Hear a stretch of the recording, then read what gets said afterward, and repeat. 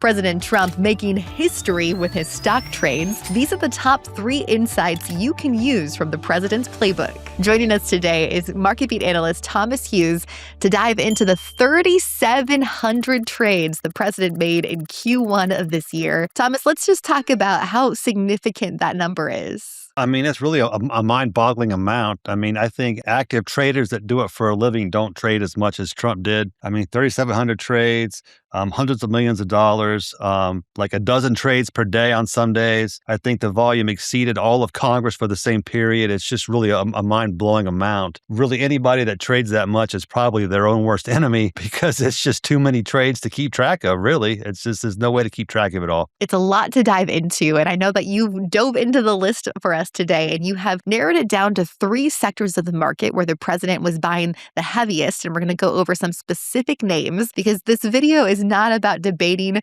whether it was a good or bad thing that the president was trading this much. It's really more so talking about the insights retail investors can still gain from the president's playbook and all of those trades he made in Q1. So we're going to dive into that. But first, let's just talk about logistics.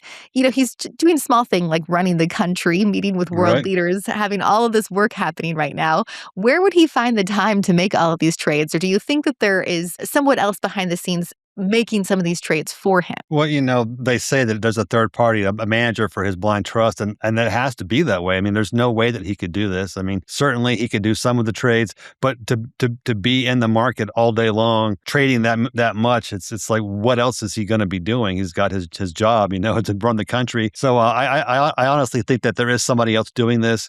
And to me, the volume of the trades and the third party angle kind of plays into Trump's playbook. He's well known for being a smoke and mirrors, likes to mess around with the media. So I don't put a whole lot of stock into all of the activity.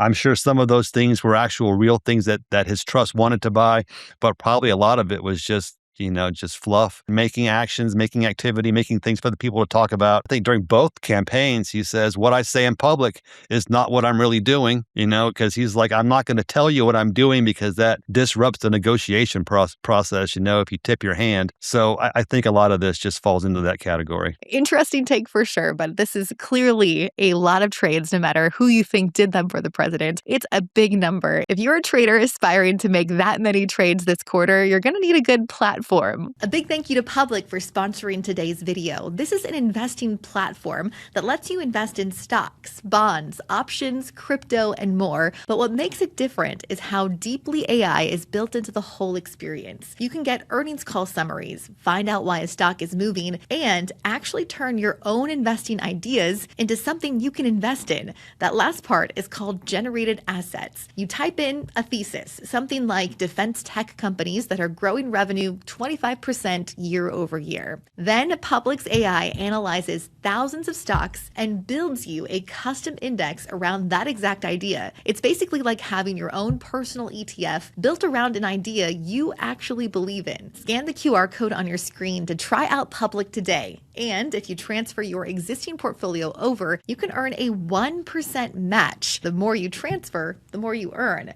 Again, scan the QR code or visit the link in the description to try out Public today. All right, Thomas, let's get back to some of the insights that you found inside all of these trades from the president. What's that first sector you saw some of the biggest dollars going into from what the president made in Q1? Well, right. So the sector with the biggest dollar trades and the most trades in general was mega cap tech. You can go from NVIDIA through Meta platforms, but all the major hyperscalers, all the AI infrastructure stocks, Oracle, Apple, Broadcom, are all part of these trades. And I think that is really telling. One, because AI is really driving the market today. But two, these are all the companies that we've been talking about for the last 2 or 3 years that are the ones that are going to win AI. They're the ones that had the money, had the established businesses, had the technology, had the power to follow through on all these things. They're the ones where all the revenues flowing today. So I think that's a good sector for investors to be in. I think all the names that I've seen so far on the list are pretty good quality investments as well. Yeah, we see see that from plenty of members of Congress. We do these videos all the time where we're tracking what members of Congress are doing. There's a special section on marketbeat.com specifically to follow congressional trades to see what our lawmakers are buying and selling right now. And big tech is always at the top of the list. It's always the NVIDIAs, the Microsofts, the Mag 7 names for sure. Right. But let's look at what the president did in Q1. I know one thing that with all of these congressional trades and these presidential trades too, is we're getting this data months later. So it's delayed data. Are there still any insights to be made? And I'm curious if the president bought in Q1 and is still holding, or if he sold some of those big tech names that he bought then. So there was a fair amount of buying and selling. The way that the data is looking, it appears that he held most of these big tech names. Knowing whether or not he sold them, we had to wait for the Q2 disclosures to come out. And that brings up one of the sticking points that the market and the public has, is that the president is supposed to disclose these trades within a certain window. And many of them, if not all of them, weren't disclosed until well after the fact. So in that sense, he was kind of skirting the laws. The trades themselves weren't illegal, but certainly some questions about the process and the execution. Yeah, we hear that with the congressional trading frustrations all the time too. The investors wanting to learn something from what these lawmakers are doing. And we get the information on what trades they made 30 days, maybe 45 days later. I believe that's the laws. It has to be within 45 days, right? Yeah, within 45 days of that trade. And so getting this delayed information, are there still insights to be made? So big tech specifically, Trump invested a high dollar volume into this sector. Is there still money to be made investing today and looking at the names that he chose to invest in and is still potentially holding? Can you, as a retail investor, still make those trades today and have them be good for your own portfolio? Yeah, I think that big tech has got quite a long runway ahead of it. AI is still in the very earliest stages. The news stream over the last few weeks has shown bits of evidence for positive feedback loops forming, where when you build infrastructure and train a model and develop an application, new use cases arise, more demand arise, and that just fuels the whole system. NVIDIA's results came out this week, and again, mind blowing. I mean, the company is accelerating again, outperforming estimates again, raising guidance again, guiding for more acceleration. It's really insane and unreal how big the AI market is right now and how it is still growing. Yeah, NVIDIA is a great illustration of a tech company out there, that AI story that continues to grow year after year, continuing to beat and raise. Of the names that the president invested in big tech, is there one or two in particular that you would find the best buys right now, just looking at the president's playbook?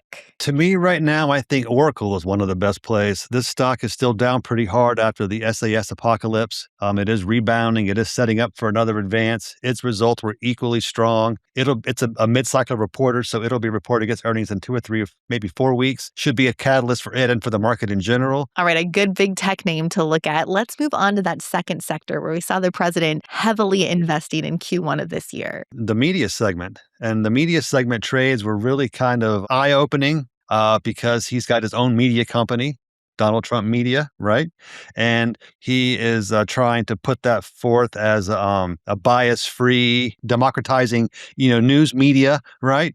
But then at the same time, all these other legacy media companies who are embroiled in takeovers and consolidations and government regulatory issues were being bought by the president. So which is it, Mr. President? Is it Donald Trump Media and this new method, this new way, or is it the legacy way? So it appears like maybe the legacy way is where the money's being made, and perhaps those profits are going to be channeled into his own empire. But we'll have to see about that. I think that's a great thing to talk about because media companies rarely come up as stocks that we talk about on this channel. It's not a hot sector. It's not something many retail investors are looking at right now. So one, why do you think the president was looking at this sector that's been pretty sleepy over the last few years? And then two, let's talk about some of the specific names that he was investing in. Man, I really couldn't say.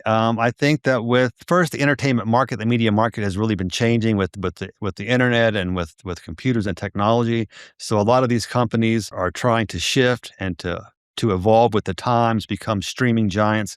And so I think a lot of that focus is with that. As far as individual names, he was investing in Warner Brothers and Disney, and I believe also in Paramount. And all of these stocks are involved, either in issues with regulators or just in internal conflicts and consolidations that have, presented some buying opportunities. Over time, it's just going to be a matter of which ones are able to get consumer interest and maintain the consumer demand for their products. But as it stands right now, it seems like each of the media companies have a competitive edge. They've all got some franchises that are doing well.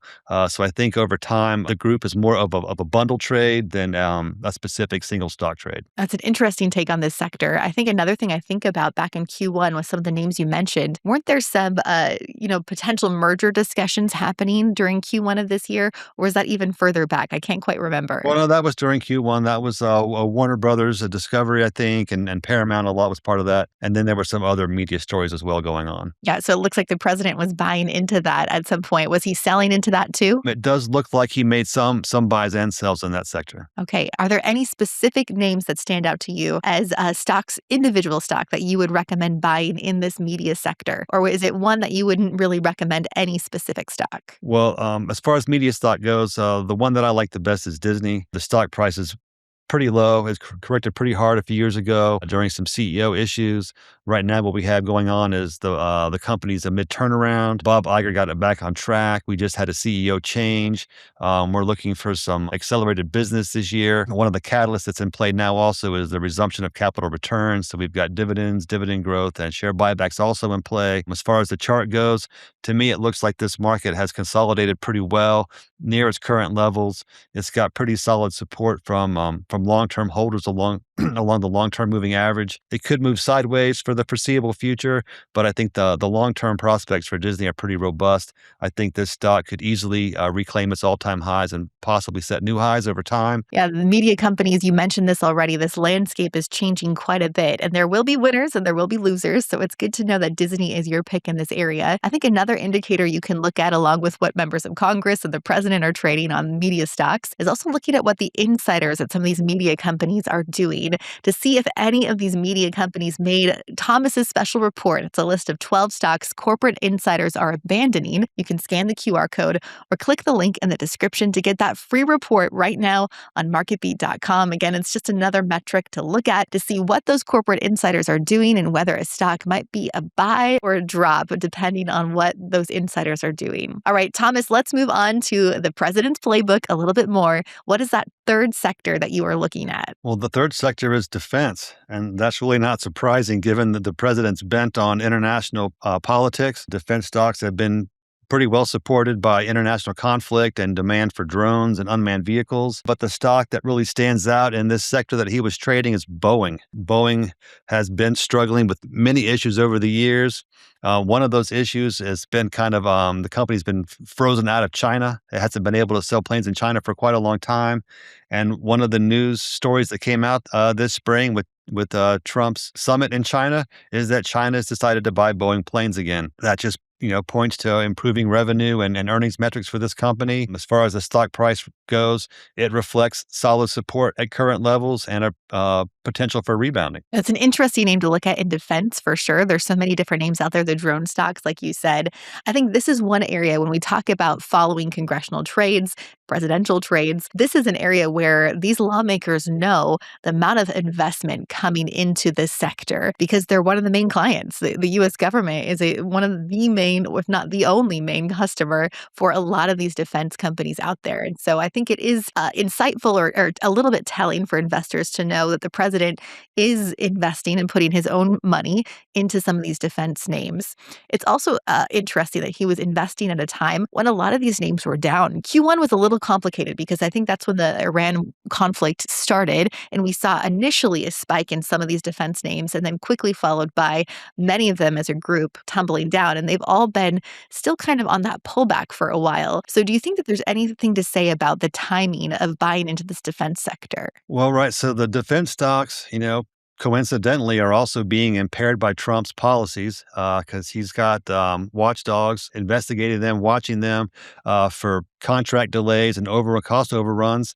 And he's got them suspending dividends and share buybacks until they're able to prove that they can operate profitably and within their contract specifications. Any other specific names that he was buying in the defense sector that might be good for investors to pay attention to? Well, in the defense space, it looks like he's focusing more on the components than on the end manufacturers. So I think that's pretty critical. The components could go to any end product, so that leaves a question as to which manufacturers are going to be receiving most of the bulk of the business. But in addition, also Palantir, and Palantir is a really strong stock for government business right now. It's the government's data mining service and helps them produce actionable insights really across the government platform. Clearly, Trump is one of the Palantir bulls out there. If you want to hear another conversation from one of the biggest Palantir bulls around, make sure to watch the interview I had with Tom Nash on the show just last week. It's a really great conversation. If you haven't seen it yet, you can watch the full video here.